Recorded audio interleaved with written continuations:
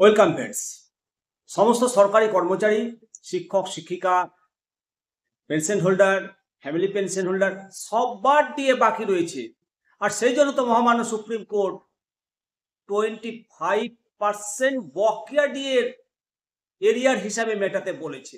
আর ডিএটা পাই বলে তো ডিএটা চায়, দিয়ে দেবে, পাবো বলেই তো দেবে।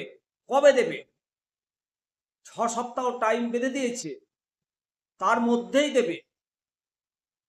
ঘোষণাটা কবে হবে? সরকারের তরফ থেকে এখনো কোনো ঘোষণা হয়নি। সেই নিয়েই আজকের প্রতিবেদন যে পশ্চিমবঙ্গের রাজ্য সরকারি কর্মচারীরা বকেয়া দিয়ে প্রথম কিস্তির টাকা কবে পাবে। সুপ্রিম কোর্ট 27 জুনের মধ্যে বেঁধে দিয়েছে 25% বকেয়া দিয়ে মেটাতে হবে। সেই নির্দেশ মেনেই কার্যত প্রক্রিয়া শুরু করেছে নবান্ন এবং অর্থ দপ্তর। এমনটাই একাধিক প্রতিবেদনে দাবি করছে। সেই 2016 সাল থেকে দীর্ঘ প্রতীক্ষা সবেমাত্র সমস্ত কর্মচারীর জন্য সেই সুখবরটা নিয়ে এসেছে যে ডিএ মৌলিক অধিকার, ফান্ডামেন্টাল অধিকার, সেটা আগস্টেই হবে। রাজ্য সরকার 2008 সালের 1 এপ্রিল থেকে 2019 সালের 31 ডিসেম্বর পর্যন্ত 141 মাসের বকেয়া দিয়ে মেটাবে। প্রথম কিস্তি 25%।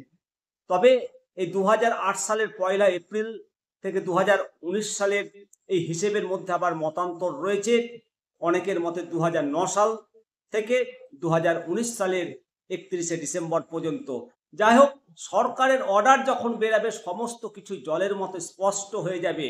পশ্চিমবঙ্গের সরকারি কর্মচারীদের যে 25% বকেয়া দিয়ে, এই বকেয়া দিয়ে মেটানো নিয়ে নবান্নের উদ্যোগে প্রায়, যেটা পরিসংখ্যান আসছে, বিভিন্ন রিপোর্টে বিভিন্ন রকম পরিসংখ্যান আসছে, সঠিক সংখ্যাটা একটু পরেই জানা যাবে, কয়েকদিনের মধ্যেই। তবে আপাতত 8 লক্ষ সরকারি কর্মচারী, পেনশনভোগী, প্রাথমিক মাধ্যমিক শিক্ষক, পঞ্চায়েত পৌরসভার কর্মচারী, বিভিন্ন সংস্থার কর্মচারীরা উপকৃত হবেন। সবাই উপকৃত হবেন। বিদ্যুৎ দপ্তরের কর্মচারীরা আপনারা জিজ্ঞেস করছেন যে আমরা কি উপকৃত হবে।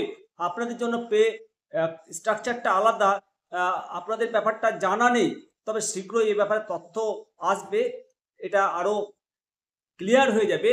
2025 সালের 27 জুনের মধ্যে কোন কোন কর্মচারীর অ্যাকাউন্টে এই টাকাটা ঢুকবে, এই পদক্ষেপ কখন নিচ্ছে সরকার, এবং কর্মচারীর যে দাবি, সেই দাবিকে সম্মান জানানোর একটা গুরুত্বপূর্ণ পদক্ষেপ এই 25% দিয়ে যখন অ্যাকাউন্টে ঢুকবে। তবে সরকারিভাবে এখনো কোনো ঘোষণা কিন্তু হয়নি। তবে মনে হচ্ছে যে 27 জুন, তার আগে 23, 24, 25, 26, 27 এরকম টাইমেই ডিএটা ঢুকবে। এবং 2025 সালের 16 মে সুপ্রিম কোর্ট রাজ্য সত্তাকে সময়টা বেঁধে দিয়েছে। 4 সপ্তাহের মধ্যে বকেয়া ডিএ 25%-এর যে পরিশোধ, তার জন্য যে দ্রুত পদক্ষেপ গ্রহণ করতে হবে এবং সেই ব্যাপারে যাবতীয় রিপোর্টিং করতে হবে সুপ্রিম কোর্টে। এবং রাজ্যের অর্থ দপ্তর ইতিমধ্যে জেলা পর্যায়ে বিভিন্ন নির্দেশ পাঠিয়েছে সুষ্ঠুভাবে প্রক্রিয়াটা সম্পন্ন করার জন্য। IFMS পোর্টালের ব্যবহার করা হবে।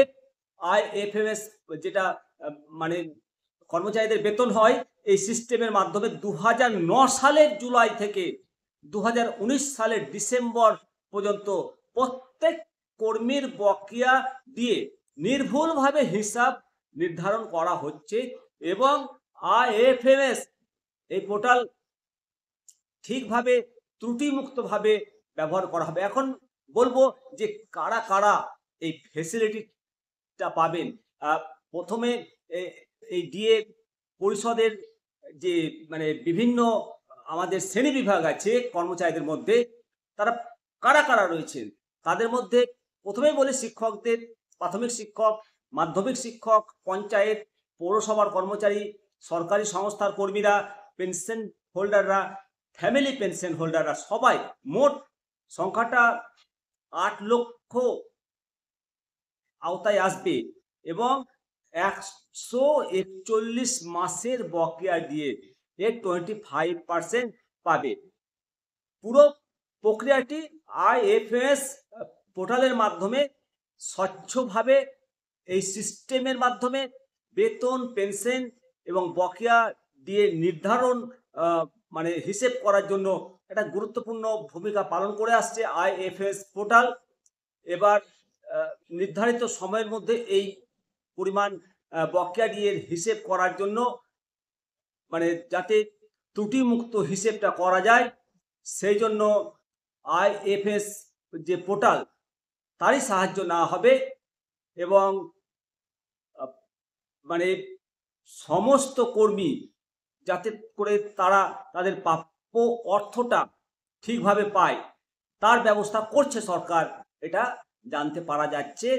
আর প্রথম কিস্তি যখন শোধ হয়ে যাবে, রাজ্য প্রশাসনের একটা বিস্তারিত রিপোর্ট তৈরি করবে এবং এই রিপোর্টের ভিত্তিতে পরবর্তীতে আবার যে বকেয়া কিস্তি শোধ করতে হবে 75%, তার একটা পরিকল্পনা তৈরি করে রাখবে রাজ্য সরকার।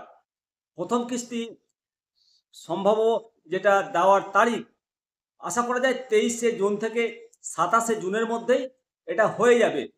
তবে সরকার ঘোষণা না করা পর্যন্ত কোনো কিছু সঠিকভাবে বলা যায় না। আর 2008 সালের এপ্রিল থেকে 2019 সালের ডিসেম্বর 141 মাস, আর টোটাল 25% হিসাব হবে আইএফএস পোর্টালের সাহায্যে। 8 লক্ষ কর্মচারী এবং পেনশন হোল্ডার সবাই সুযোগটা পাবে। মোটের ওপর এই ডিএ মামলা যে প্রদান নিয়ে রাজ্য সরকারের সঙ্গে কর্মচারীদের দীর্ঘদিনের যে একটা টানাপোড়েন, একটা বৈষম্যের শিকার হচ্ছিল,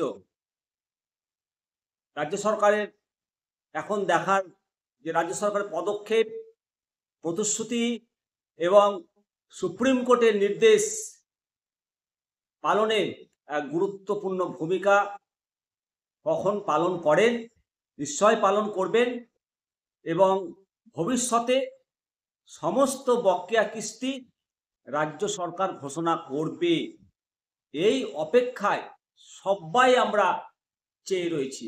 অবশ্যই আপনারা আপনাদের মতামত জানাবেন। পরবর্তী আপডেট নিয়ে আবার হাজির হব আমি শিবরাম সরকার, নিমতিয়া দর্শন। নমস্কার।